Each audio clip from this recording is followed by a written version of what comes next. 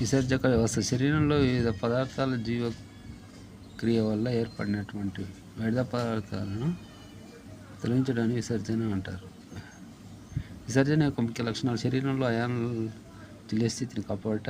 విసర్జక పదార్థాలలో ఎక్కువగా నత్రజని సంబంధమైనటువంటి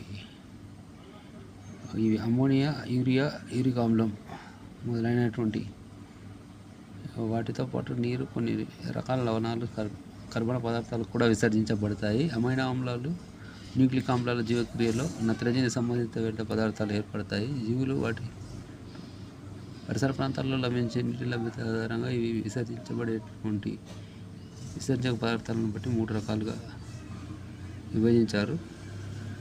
జీవుల రకం అమోనోటెలిక్ జీవులు నీటి లభ్యత, విస్తారమైనటువంటి నీరు, వ్యర్థ పదార్థం అమ్మోనియా, విసర్జక పదార్థం స్ఫటిక రూపం. ఉదాహరణకు ఎక్కువగా అకశేరుక జీవులలో మొలస్కా, ఆర్తోపోడా, రొయ్య, పీత, నత్త, ఆల్చిప్ప మొదలైన అన్ని అస్థిజీవులు.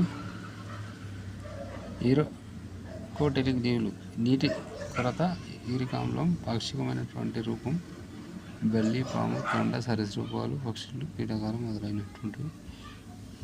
యూరోటెలిక్ జీవులు సాధారణ నీటి లభ్యత, యూరియా, ద్రవ రూపం, మానవుడు, క్షీరదాలు, వానపాము, జలగ.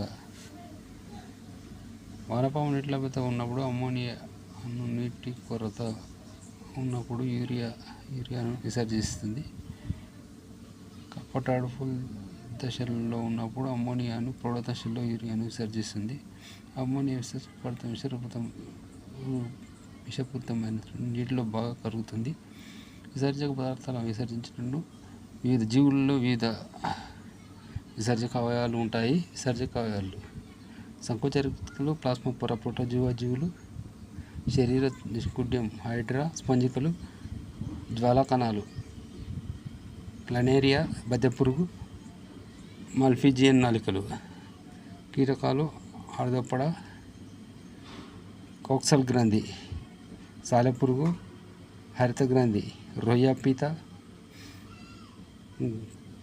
కీబెర్స్, మొలస్కా జీవులు, చర్మం, యాంఫిలియా, మూత్రపిండం, మానవుని సకశేరుకాలు.